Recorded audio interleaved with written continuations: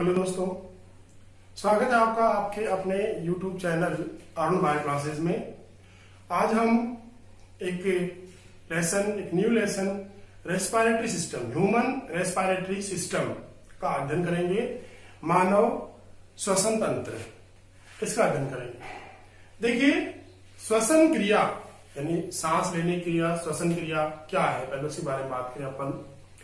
तो सबसे पहले सजीवों के शरीर में होने वाली समस्त जैविक क्रियाएं, जितनी भी क्रियाएं होती हैं, समस्त जैविक क्रियाओं के लिए क्या चाहिए? ऊर्जा चाहिए, एनर्जी चाहिए।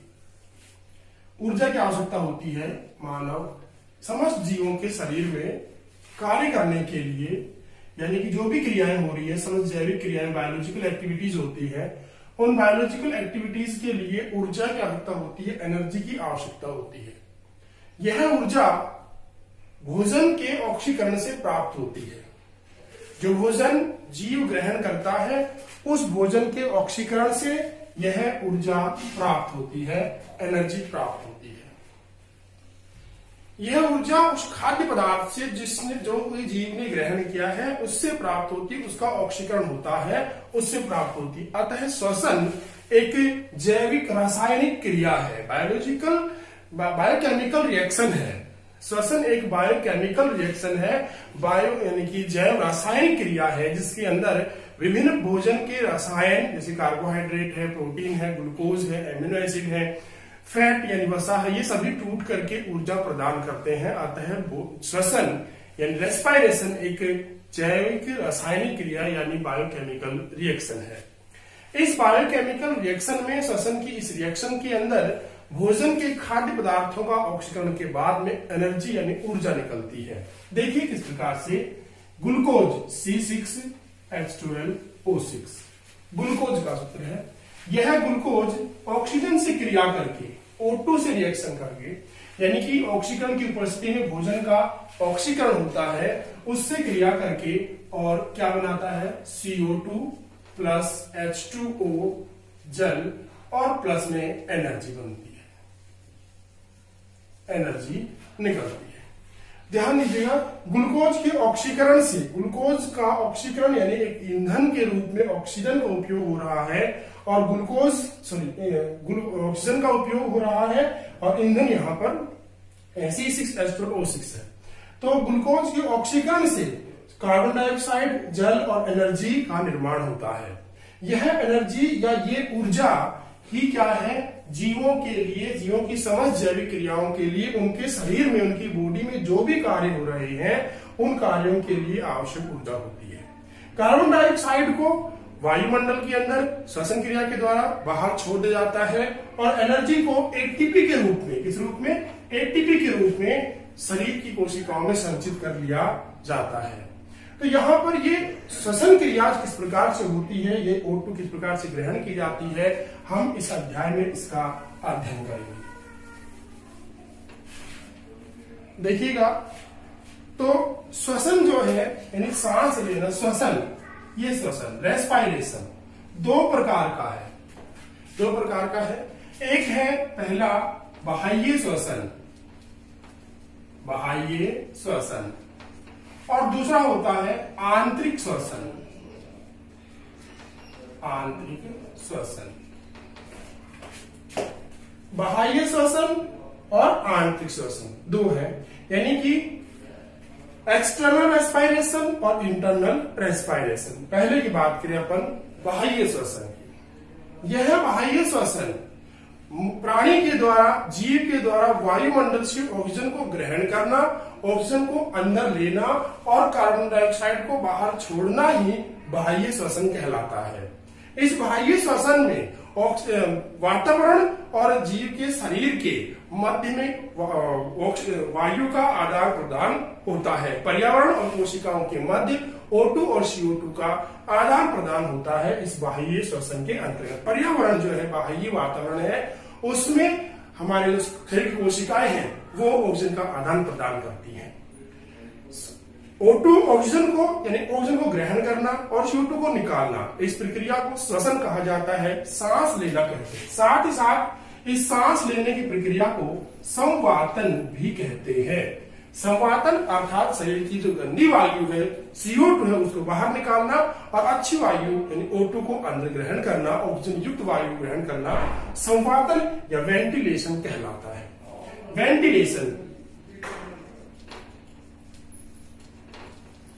वेंटिलेशन कहलाता है, संवातन या वेंटिलेशन कहते हैं।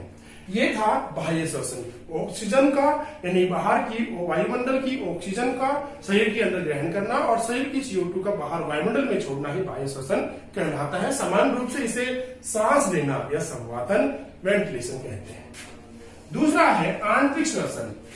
ये आंतरिक श्वसन ही जो अपने अभी रिएक्शन लिखी थी वो श्वसन है। देखिए, इंटरनल रेस्पिरेशन या आंतरिक श्वसन कोशिकाओं के मध्य O2 यानी कि फेफड़ों के द्वारा ली गई ऑक्सीजन और कोशिकाओं के मध्य O2 और CO2 का आदान प्रदान आंतरिक श्वसन कहलाता है। यह आंतरिक श्वसन कोशिकाओं यानी सेल्स के अंदर होता है, कोशिकाओं के अंदर होता है, सेल्स के अंदर होता है। कोशिकाओं में ऑक्सीजन को लिया जाता है और इस ऑक्सीजन को लेकर के भोजन के ऑक्सीकरण से ATP ऊर्जा का निर्माण किया जाता है। यह ATP ऊर्जा शरीर फिर विभिन्न अपने जैविक क्रियाकलापों के लिए उपयोग करता है। आंतरिक श्वसन इंटरनल रेस्पिरेशन ऑफ 2 टाइप्स यानी 2 प्रकार के होते हैं। इंटरनल रेस्पिरेशन एक होता है एरोबिक रेस्पिरेशन, एरोबिक रेस्पिरेशन, और एक होता है एनएरोबिक रेस्पिरेशन।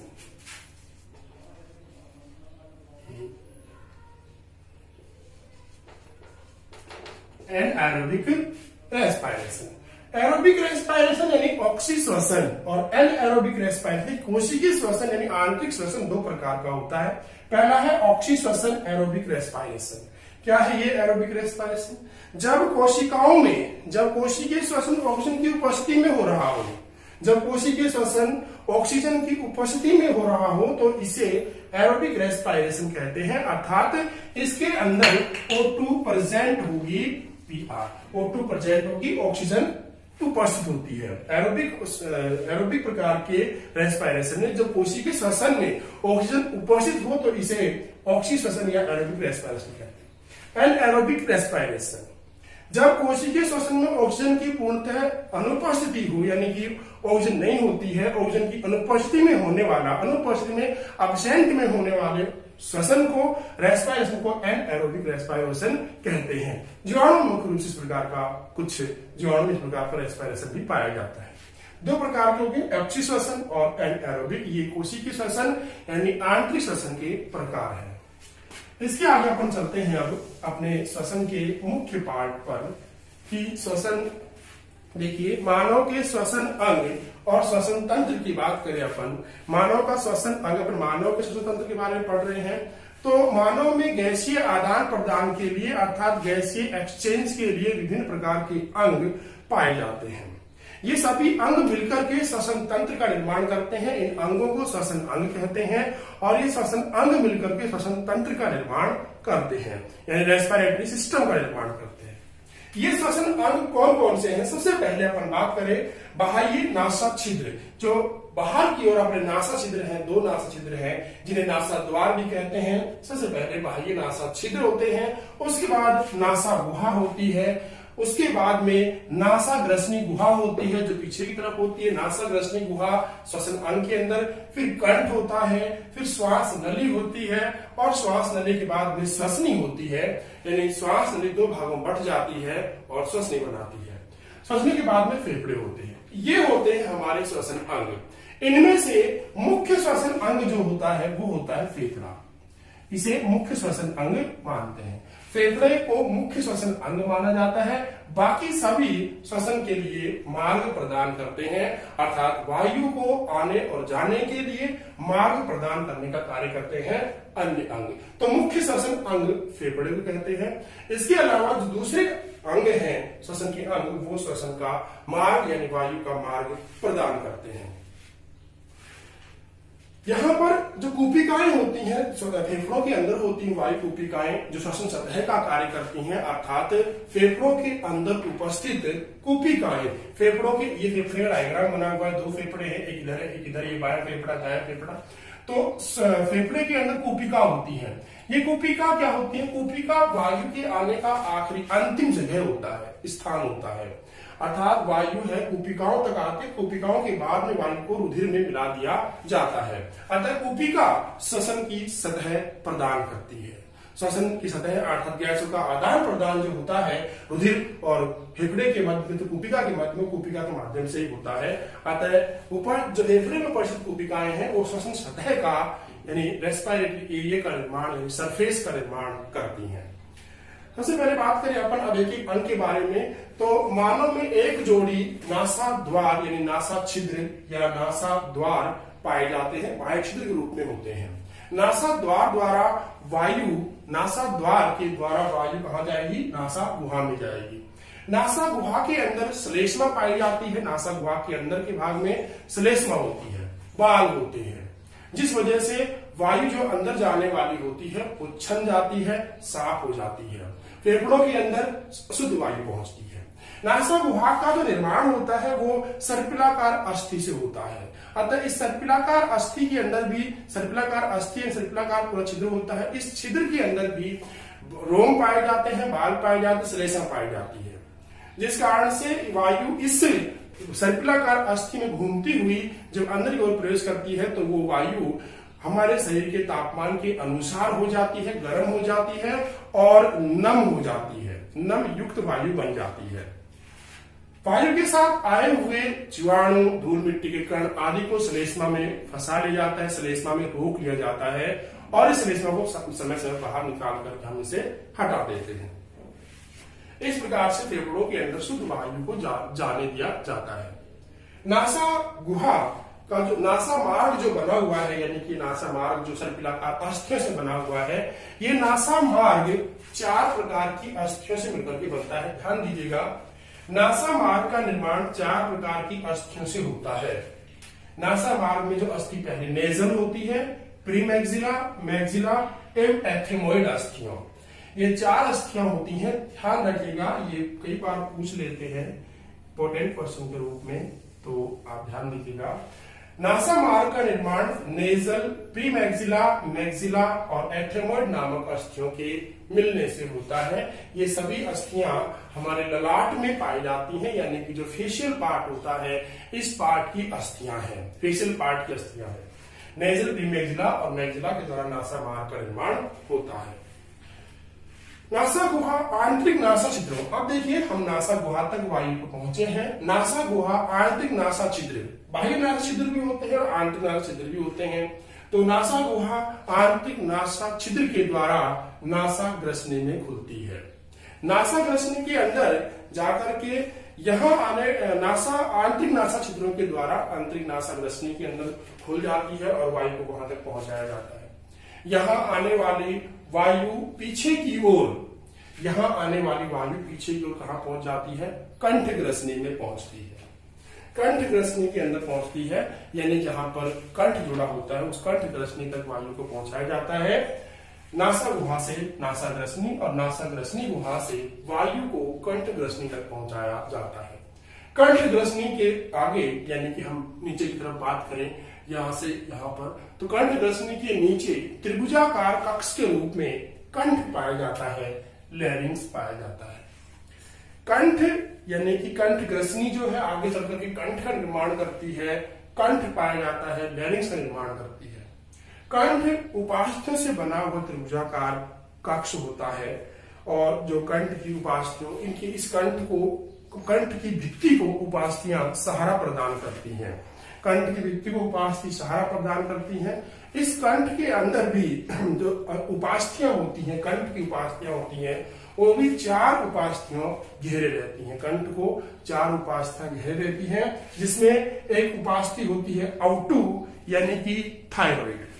आउटू एक उपास्थि है थायराइड। दूसरी उपास्थि है यानी कार्टिलेज।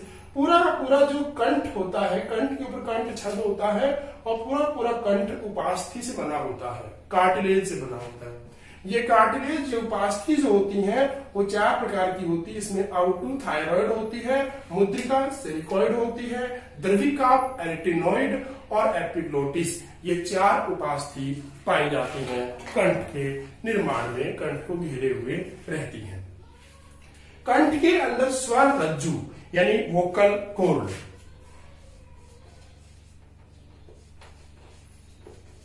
वोकल कॉर्ड पाए जाते हैं। कंठ में स्वर रज्जु यानी वोकल कॉर्ड पाए जाते हैं। इस स्वर रज्जु के कारण से ही जब कंठ में से वायु बाहर की ओर निकलती है तो ध्वनि उत्पन्न होती है, आवाज उत्पन्न होती है।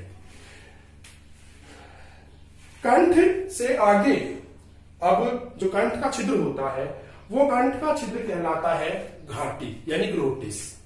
घाटी आपको जब पाचन तंत्र पढ़ाया था तभी बताया था कि ग्रसनी जो है पीछे की तरफ जाकर के 2 मार्ग में बढ़ जाती है, एक घाटी में और एक निगल द्वार में। घाटी जो है आगे की तरफ होता है हमारा, पीछे की तरफ निगल द्वार होता है, जिसमें भोजन जाता है। घाटी यानी ग्लोटिस, तो कंठ आगे चलकर ग्लोटिस के द्वारा अंदर की ओर खुल जाता है। ग्लोटिस से आगे, ग्लोटिस जो है यानी कंठ जो है, कंठ की जो घाटी है, घाटी किसी श्वसन छिद्र, श्वसन नली में खुलता है, श्वास नली में खुलता है। तो कंठ के बाद में क्या होती है, श्वास नली होती है। अब अपन बात करते हैं श्वास नली की। देखिए श्वास नली, मानव की श्वास नली लगभग 12 सेंटीमीटर लंबी होती है। यह भी उपास्थि से बने हुए वलयाकार छल्लों के द्वारा यानी अपूर्ण उपास्थिल वलय, अपूर्ण उपास्थिल वलय यहाँ पे लिखा हुआ है, अपूर्ण उपास्थिल वलयों के द्वारा यह पूरी श्वास नली घिरी हुई रहती है। उपास्थि के बने हुए छल्ले होते हैं, सी आकार के छल्ले होते हैं, उनके द्वारा यह घिरी होती है। प्रत्येक श्वास नली आगे चल करके श्वसनी में बढ़ जाती है। श्वसनी में प्रत्येक यानी ब्रोंकाई बनाती है, श्वसनी बनाती है, श्वसनी के अंदर बढ़ जाती है। श्वसनी और श्वास नली दोनों पर ही सी आकार के उपास्थि छल्ले या वलय पाए जाते हैं। दोनों पर, श्वसनी पर और श्वास नली दोनों पर ही अपूर्ण उपास्थि के बने हुए छल्ले पाए जाते हैं, सी आकार के छल्ले पाए जाते हैं। देखिए अब श्वास नली के अंदर और श्वसनी के अंदर पक्षमाभी कोशिकाएं पाई जाती हैं, और ऐसी कोशिकाएं जिन पर पक्षमाभ होते हैं, सीलिया होते हैं। दूसरा, इनके अंदर श्लेष्मा पाई जाती है। ये पक्षमाभ और श्लेष्मा वायु के अंदर आए हुए जीवाणु या रेत मिट्टी, धूल मिट्टी के जो कण होते हैं उनको फेफड़ों में पहुंचने से रोकते हैं। पक्षमाभ की गति के कारण से धूल मिट्टी में आए हुए श्लेष्मा के अंदर धूल मिट्टी में वायु के द्वारा आए हुए धूल मिट्टी के कण है, श्लेष्मा उनको अपने चिपका लेती है और इस श्लेष्मा को पक्षमाभ भी जो है उल्टी गति करते हुए इसे बाहर निकाल करके निगल द्वार में यानी ग्रसनी में डाल देते हैं, जहां से इसको निगल लिया जाता है, श्लेष्मा को निगल लिया जाता है। इस प्रकार से वायु को शुद्ध किया जाता है। तो श्लेष्मा में फंसे हुए जीवाणु सूक्ष्म कणों को पक्षमाभों द्वारा ग्रसनी में लाया जाता है और ग्रसनी से उनको निगल लिया जाता है। इसके बाद आता है अपन कंठ में हो, कंठ हो चुका, श्वास नली, श्वसनी हो गया। अब देखिए श्वसनी के बाद में आते हैं फेफड़े। शरीर का सबसे मुख्य अंग यानी कि श्वसन तंत्र का सबसे मुख्य अंग फेफड़े की बात करते हैं अपन। तो देखिए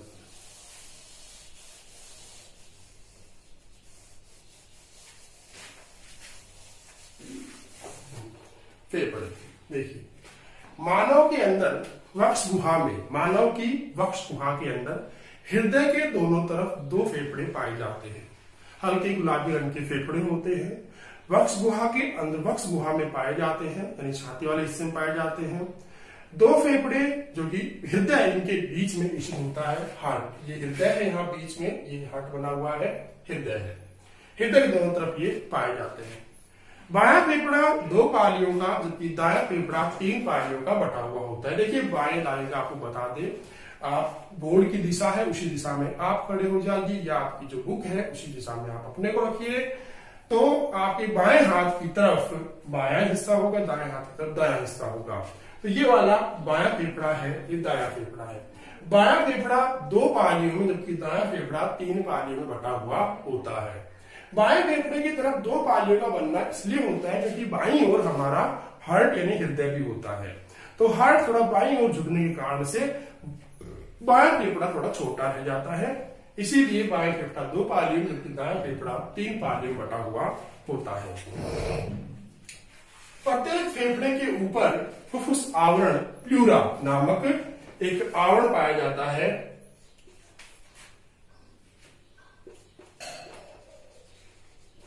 प्लूरा फुफ्फुस आवरण बोलते हैं। फुफ्फुसी आवरण झिल्ली पाई जाती है या प्लूरा कहते हैं। फुफ्फुस आवरण झिल्ली या प्लूरा, यह फुफ्फुस आवरण झिल्ली फेफड़ों को पूर्णतः घेरे रहती है। फेफड़े के ऊपर फेफड़े फुफ्फुस आवरण झिल्ली और फेफड़ों की भित्ति के मध्य में फुफ्फुस आवरणी द्रव प्लूरल फ्लूइड भरा हुआ होता है। फुफ्फुस आवरणी द्रव भरा होता है, यह है फुफ्फुस आवरणी द्रव भरा हुआ रहता है। फेफड़े की झिल्ली और फुफ्फुस आवरणी झिल्ली और फेफड़े की भित्ति के मध्य में भरा होता है फुफ्फुस आवरणी द्रव। फुफ्फुस आवरणी द्रव जो है फेफड़े को झिल्ली से चिपकने से रोकता है और इस फुफ्फुस आवरणी झिल्ली के अंदर फुफ्फुस आवरणी कोटर प्लूरल कैविटी होती है।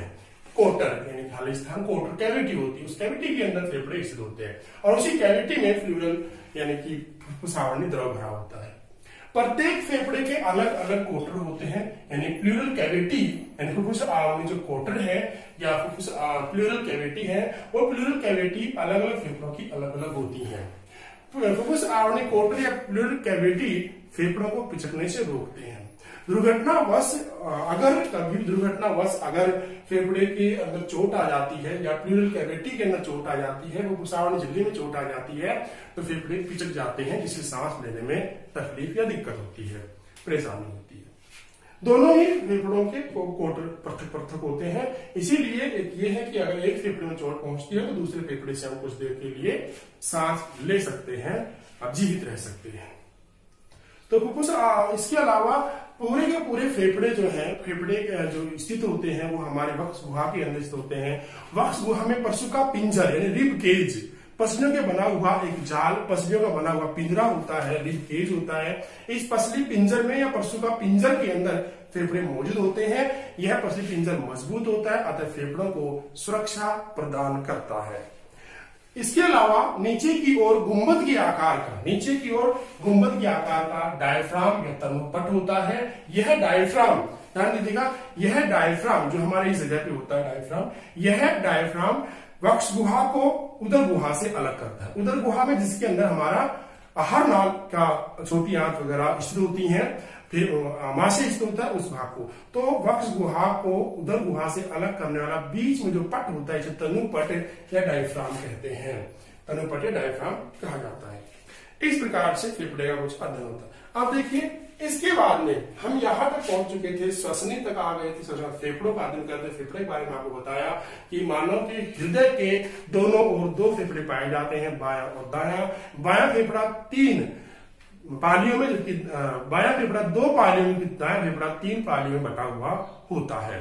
फेफड़े के ऊपर फुफ्फुस आवरणी झिल्ली होती है और इस फुफ्फुस आवरणी झिल्ली के अंदर की तरफ यानी भित्ति, फेफड़े की भित्ति फुफ्फुस आवरणी झिल्ली के मध्य में फुफ्फुस आवरणी कोटर या प्लूरल कैविटी होती है। इस कैविटी के अंदर फुफ्फुस आवरणी द्रव होता है। यह कैविटी और फुफ्फुस आवरणी द्रव फेफड़ों को पिचकने से रोकता है। दुर्घटनावश अगर कभी फेफड़े में चोट लग जाती है तो इस फुफ्फुस आवरणी झिल्ली में छिद्र हो जाने से फेफड़े सिकुड़ जाते हैं, जिससे सांस लेने में दिक्कत होती है। दोनों फेफड़े पशु का पिंजर रिब केज के अंदर स्थित होते हैं, जिससे इनको सुरक्षा प्रदान होती है, सुरक्षा मिलती है। और इसके बाद में बीच में वक्ष गुहा के मध्य में तनुपट डायफ्राम पाया जाता है, जो कि वक्ष गुहा और उदर गुहा को अलग करता है। इसके बाद हम आगे चलते हैं, हम श्वसनी के आगे चलते हैं। तो देखिए श्वास नली जो है आगे चल करके 2 श्वसनी बनाती है, प्रत्येक ओर 2 श्वसनी बनाती है। दोनों ही श्वसनी सेम प्रकार से दोनों ओर के फेफड़ों में प्रवेश करती है। जो हमने इस प्रकार की ये जो अंदर काट बना रखी है, ऐसे ही यहाँ पर भी आएगा। इस प्रकार की श्वसन वृक्ष जो है, रेस्पिरेटरी ट्री श्वसन वृक्ष जो है वो इसमें पाया जाता है। बहुत सारी नलियां बन जाती है, गोपिकाएं बन जाती है। तो श्वास नली आगे चल करके श्वसनी का निर्माण करते हैं। और यहाँ ध्यान दीजिएगा एक एक करके देखिए, श्वास नली आगे चल करके श्वसनी बनाती है।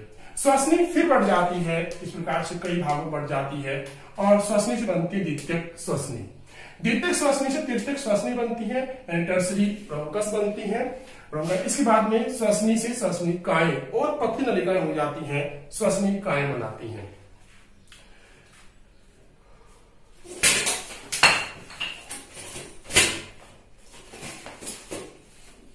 ब्रोंकियोल्स श्वसनिकाएं होती हैं। श्वसनिकाओं से आगे चल करके हम बात करें, देखिए श्वसनिकाएं, इसके बाद में श्वसनिकाओं से आगे अंतः श्वसनिकाएं होती हैं, अंतिम श्वसनिकाएं होती हैं, जिन्हें श्वसन श्वसनिकाएं भी कहते हैं, श्वसन श्वसनिकाएं कहा जाता है। तो श्वसन श्वसनिकाएं रेस्पिरेटरी ब्रोंकियोल्स, रेस्पिरेटरी ब्रोंकियोल्स कहते हैं, श्वसन अंतः श्वसनिकाएं। उसके बाद में अंतः श्वसनिकाओं से नलिकाएं यानी वाहिनी निकलती हैं, नलिकाएं निकलती हैं, जिन्हें वायु कुपिका वाहिनी कहते हैं। अर्थात वो वाहिनी जो वायु कुपिका की ओर जा रही है उन्हें वायु कुपिका वाहिनी कहा जाता है। वायु कुपिका वाहिनी आगे चल करके वायु कुपिका कोष यानी एट्रियम में खुलती है। वायु कुपिका वाहिनी आगे चल करके वायु कुपिका कोष यानी एट्रियम के अंदर खुलती हैं और वायु कुपिका कोष के अंदर अनेक कुपिकाएं पाई जाती हैं, वायु कुपिकाएं पाई जाती हैं, इंडिविजुअली पाई जाती हैं, वायु कुपिकाएं होती हैं। तो वायु कुपिका कोष में अनेक वायु कुपिकाएं होती है। मानव के एक फेफड़े के अंदर लगभग 60 करोड़, दोनों फेफड़ों में लगभग 60 करोड़ तक वायु कुपिकाएं होती हैं। इतनी अधिक वायु कुपिकाएं श्वसन की सतह को बढ़ा देती हैं, जिससे अधिक से अधिक वायु रुधिर के अंदर पहुंचाई जाए। वायु कुपिकाएं श्वसन का अंतिम स्थान होता है। वायु कुपिकाओं के द्वारा ही श्वसन, वायु कुपिका द्वारा ही O2 CO2 का रुधिर में आदान प्रदान होता है। एक बात का ध्यान देना आप, वायु कुपिका कोष, वायु कुपिका वाहिनी और श्वसन श्वसनिकाएं, ये सभी मिलकर के क्या बनाती हैं? श्वसन सतह का निर्माण करती हैं, अर्थात एक श्वसन इकाई का निर्माण करती हैं। तो वायु कुपिका वाहिनी, यहाँ पर वायु कुपिका वाहिनी, वायु कुपिका कोष और वायु कुपिका साथ में श्वसन श्वसनिकाएं, चार चीजें। यहां तक कि ये जो भाग है, ये देखिए श्वसन श्वसनिकाएं यानी अंतः श्वसनिकाएं या श्वसन श्वसनिकाएं, वायु कुपिका वाहिनी, वायु कुपिका कोष और वायु कुपिका, ये सभी मिलकर एक श्वसन इकाई का निर्माण करते हैं, एक रेस्पिरेटरी यूनिट का निर्माण करते हैं। अर्थात सबसे ज्यादा श्वसन का जो आदान प्रदान, O2 का आदान प्रदान है, ऑक्सीजन का या वायु का आदान प्रदान हो, इसी भाग के अंदर अधिक होता है। अतः एक वायु श्वसन इकाई रेस्पिरेटरी यूनिट का कार्य करते हैं। अब देखिए, प्रत्येक वायु कुपिका बहुत ही प्यालेनुमा संरचना है। वायु कुपिका प्यालेनुमा संरचना होती है, अर्थात एक वायु कुपिका अपन अगर बनाए, देखिए इस प्रकार से, ये एक वायु कुपिका। वायु कुपिका की झिल्ली का जो व्यास है बहुत कम होता है, 0.2 mm होता है, बहुत पतली झिल्ली होती है। इसके बाहर ही, जस्ट बाहर, इसके बाहर ही केशिकाओं का, रुधिर केशिकाओं का जाल पाया जाता है, रुधिर केशिकाओं का जाल पाया जाता है। इस झिल्ली को ऑक्सीजन जो है, O2 है, वो पार करके अंदर की ओर इस रुधिर में मिला दी जाती है। रुधिर के अंदर अधिक CO2 होती है, उस CO2 को वायु कुपिका के अंदर भर दिया जाता है। तो वायु कुपिका जो है वो श्वसन की आखिरी सतह होती है और वायु कुपिका की झिल्ली 0.2 mm व्यास की होती है, 0.2 mm, लगभग 0.2 mm व्यास। इसकी इतनी अत्यंत पतली भित्ति के कारण ही रुधिर के अंदर O2 को मिला दिया जाता है। आदान प्रदान यहाँ पर ऑक्सीजन का या वायु का आदान प्रदान होता है। कुपिकाओं की झिल्लियां, कुपिकाओं की भित्ति के बाहर रुधिर केशिकाओं का जाल पाया जाता है, महीन रुधिर केशिकाओं का जाल पाया जाता है। इस केशिकाओं के जाल में लगातार सतत कंटिन्यू रूप से रक्त बहता रहता है और इस बहते हुए रक्त में CO2 को निकालकर कुपिकाओं में भर दिया जाता है और कुपिकाओं की O2 को रक्त में मिला दिया जाता है। वायु कुपिका द्वारा गैसीय विनिमय, गैसीय एक्सचेंज के लिए बनी श्वसन झिल्ली या श्वसन सतह अत्यंत महीन होती है। वायु कुपिकाओं के लिए जो श्वसन विनिमय यानी गैसीय विनिमय के लिए या आदान प्रदान के लिए जो सतह बनी है, वो सतह बहुत ही पतली होती है और पतली जो कितनी पतली होती है, 0.2 μm, माइक्रोमीटर, इतनी पतली सतह होती है। श्वसन सतह काफी पतली होती है। तो श्वसन झिल्ली का निर्माण कुपिका की उपकला, कुपिका की जो उपकला है, एपिथीलियम है, श्वसन झिल्ली जो पूरी श्वसन झिल्ली होती है, जिसके अंदर कुपिका की भित्ति आ गई और रुधिर केशिकाओं का जाल आ गया। ये दोनों चीजें जो 0.2 mm की होती है। इसके अंदर कुपिका की झिल्ली जो है वो किसकी बनी होती है? उपकला की, यानी कुपिका की उपकला एपिथेलियम की, कोशिका की अंतः कला एवं मध्य में उपस्थित आधारी कला द्वारा होता है। वायु कुपिका की भित्ति सल्फी उपकला द्वारा निर्मित होती है। वायु कुपिका की भित्ति सल्फी उपकला द्वारा निर्मित होती है। श्वसनी और श्वसनिकाएं पक्षमाभी उपकला द्वारा आस्थित रहती हैं। ये आपको पहले पता था कि श्वसनी और श्वसनिकाओं के अंदर पक्षमाभी उपकला यानी कि सीलियरी एपिथेलियम पाई जाती है। पक्षमाभी उपकला पाए जाने के कारण से वायु के द्वारा आए हुए धूल मिट्टी कण, जीवाणु यानी रोगाणु आदि को पक्षमाभ जो है गति करते हुए वापस निकाल देते हैं और शुद्ध वायु भी रुधिर तक पहुंचाई जाती है। इस प्रकार से हमने फेफड़े का अध्ययन किया। एक बार आप इस पर पीछे ध्यान दीजिएगा कि श्वास नली जो है, ऊपर से जो श्वास नली आ जाए 12 सेंटीमीटर की श्वास नली आगे बढ़ श्वसनी के अंदर, श्वसनी जो है द्वितीयक श्वसनी में, द्वितीयक तृतीयक श्वसनी और श्वसनिकाएं। श्वसनिकाएं अंत में अंतस्थ श्वसनिका का निर्माण करती हैं, श्वसन श्वसनिकाओं का निर्माण करती हैं। श्वसन श्वसनिकाओं से पत्ती नलिका समान संरचना निकलती हैं। इन नलिकीय समान संरचनाओं को वायु कुपिका वाहिनियां कहते हैं। वायु कुपिका वाहिनियां आगे चल करके वायु कुपिका कोष या एट्रियम में खुलती हैं। वायु कुपिका कोष या एट्रियम में खुलती हैं। वायु कुपिका कोष में अनेक वायु कुपिकाएं पाई जाती हैं। ये वायु कुपिकाएं श्वसन की अंतिम स्थल होती हैं और यही श्वसन सतह का निर्माण करती हैं। मानव के दोनों फेफड़ों के अंदर लगभग 60 करोड़ तक वायु कुपिकाएं पाई जाती हैं। दोनों फेफड़ों के अंदर 60 करोड़ तक वायु कुपिकाएं उपस्थित होती हैं। अब श्वसन श्वसनिकाएं यानी अंत श्वसनिकाएं, श्वसन श्वसनिकाएं, वायु कुपिका वाहिनियां, वायु कुपिका कोष और वायु कुपिका मिलकर के एक यूनिट, एक इकाई का निर्माण करते हैं, जिसे श्वसन इकाई रेस्पिरेटरी यूनिट कहा जाता है। इसी भाग से ऑक्सीजन का और गैसों का आदान प्रदान होता है। तो वायु कुपिका की बात करें तो कुपिका जो है एक प्यालेनुमा संरचना होती है और गुबारनुमा संरचना होती है। इसके बाहर की ओर इसकी भित्ति 0.2 mm व्यास की होती है। इसके बाहर रुधिर केशिकाओं का जाल होता है। रुधिर केशिकाओं का जाल होने के कारण से और इसकी भित्ति पतली होने के कारण से ऑक्सीजन यानी गैसों का आदान प्रदान आसानी से वायु कुपिकाओं और रुधिर के मध्य में हो जाता है। तो इस प्रकार से गैसों का आदान प्रदान होता है। अब देखिए, कभी कभी जब वायु कुपिकाओं के अंदर देखो गैसों का आदान प्रदान इसी भाग से होता है। एल्यूविली जो होती हैं, इन वायु कुपिकाओं के द्वारा गैसों का आदान प्रदान होता है। अगर कभी भी ध्यान दीजिए, अगर कभी हम सर्दी जुकाम आदि हो जाती हैं या कफ बन जाता है, खांसी के द्वारा कफ बन जाता है, उसमें क्या होता है कि वो कफ यानी वो पानी एक प्रकार से फेफड़ों में पानी भर गया, तो वो पानी यानी कि वो तरल जो है वो तरल हमारी कुपिकाओं के अंदर आकर भर जाता है। इस समय में कोरोना के टाइम इसी प्रकार से हो रहा है कि वो भी उसी में यही होता है, कोरोना जो है श्लेष्मा आदि बनाता है, इस वजह से यहाँ पर वायु कुपिकाएं बंद हो जाती हैं। वायु कुपिकाओं के छिद्र है वो बंद हो जाते हैं, इस कारण से ऑक्सीजन जो है रुधिर में नहीं मिल पाती है। आते व्यक्ति की श्वसन क्रिया बंद हो जाती है, तो श्वसन क्रिया कम हो जाती है। वायु कुपिकाओं के अंदर तरल भर जाने के कारण से गैसों का आदान प्रदान सही पूर्ण रूप से नहीं हो पाता है, जिस कारण से मनुष्य को श्वसन लेने में या सांस लेने में दिक्कत आती है, उसकी पूर्ण रूप से ऑक्सीजन उसके शरीर में नहीं पहुंच पाती है। तो ये था आज का अपना टॉपिक श्वसन तंत्र के बारे में, फेफड़े की संरचना के बारे में। फेफड़े का अनुदैर्घ्य रेखाट आपके सामने है, सारे भाग दिखा रखे कि करके आप इसका स्क्रीनशॉट ले लीजिए। वैसे मैं आपको चित्र के माध्यम से इसका चित्र जो है आपको स्क्रीनशॉट पहुंचा दिया जाएगा, डायग्राम बना दे देंगे इसका। तो आज का ये अपना टॉपिक था। आगे इसका श्वसन की क्रिया विधि क्या है, मैकेनिज्म क्या है, अर्थात किस प्रकार से हम सांस को अंदर लेते हैं और किस तरह सांस को बाहर छोड़ते हैं, हम अगली क्लास के अंदर इसका अध्ययन करेंगे। धन्यवाद।